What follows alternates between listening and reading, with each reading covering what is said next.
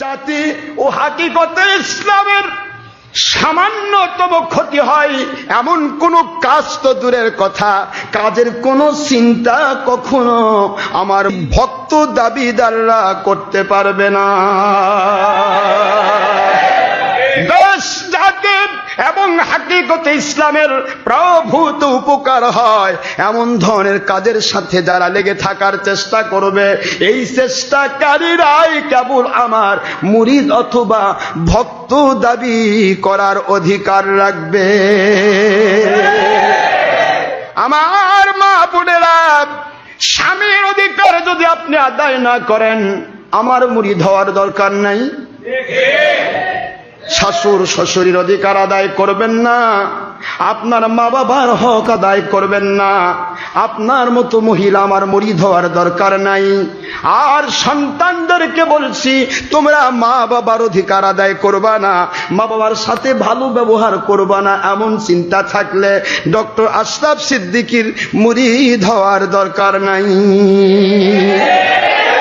স্বামীরা শুনুন, স্বামীরা যদি স্ত্রীদের অধিকার আদায় না করেন, আপনি যদি সন্তানদের তরবিয়ত আদায় না করেন, সঠিকভাবে শিক্ষা দেওয়ার চিন্তা না থাকে, যা ইচ্ছা তাই করাবেন, আপনার স্ত্রীর উপর জুলুম করবেন, আপনার স্ত্রীকে মারধর করবেন, স্ত্রীর প্রতি বিভিন্ন অত্যাচার করবেন, নাউজুবিল্লাহ, এমন চিন্তা যদি আপনার মাথায় থাকে, এমন স্বামী আমার মুরিদ হওয়ার দরকার না। আমার কাছে আসলে আপনাকে পরিপূর্ণ ইসলামের ধারায় চলার নিয়ত করে আসতে হবে। পারলে আসুন, না পারলে out. We have no objection about your matter, about your party, about your personality, about your job or business, about your all other of your job, all other profession. আপনার যে কোনো বিষয় থাক, আমার অবজেকশন নেই। আপনি আসমান জমিনের বাদশা হয়ে যান, আমার যায় আসে না। আমার দরকার নেই। আমার দরকার ভিক্ষুক থেকে বাদশা পর্যন্ত যে কেউ হোক, যদি আমার আল্লাহ এবং নবীর পক্ষে থাকেন, তিনি আমার মাথার তাজ। ভিক্ষুক থেকে বাদশা পর্যন্ত যে কেউ হোক, আমার নবী এবং আল্লাহর বিপক্ষে কাজ করবেন, আমি জুলুম করব না, কিন্তু তার সাথে কিয়ামত পর্যন্ত আপোষ করতে পারবো না। আমার জিন্দেগি জুলুমের নয়, কারো উপর জুলুমও আমরা করব না, আমরা কোনো দিন কোনো বাতিলের সাথে আপোষ করব না। যেমন নবী রাসূল সাল্লাল্লাহু আলাইহি ওয়াসাল্লাম কোনোদিন কারো উপর জুলুমও করেননি, দুনিয়ার কোনো বাতিলের সাথে আপোষও করেননি। এটাই আমাদের সিম্পটম। আমার জিন্দেগিতে আমার ব্যক্তিগত কোনো প্রিয়ত্ব নেই। আমার প্রিয়ত্ব আপনার মাথা থেকে পা পর্যন্ত। মাথার টুপিটা কোনটা নবী পড়েছে সুন্নতি, সেটা আমি আপনাকে দিয়ে দিব। মাথা থেকে পায়ের তলা পর্যন্ত আমি নবীর সুন্নতি রঙে রঙিন করতে চাই, এটা আমার বীরত্ব। আপনারা হায়াত থেকে মউত পর্যন্ত আমার আল্লাহ এবং নবী রঙে রঙিন করতে চাই, এটা আমার বীরত্ব। আমার ব্যক্তিগত সত্তা নিয়ে আমি নামি নাই, আপনার কাছে বলিনি কোনোদিন। বলুন একটা তার সত্যিকারের বান্দা, নবীজি সত্যিকারের উম্মত, বলুন একজন ডক্টর আশরাফ সিদ্দিকী আপনার কাছ থেকে 10 টাকা কোনোদিন চেয়েছে? কোনদিন আপনার বাড়িতে 1 লোকমা খাওয়ার জন্য দাওয়াত চাইছে?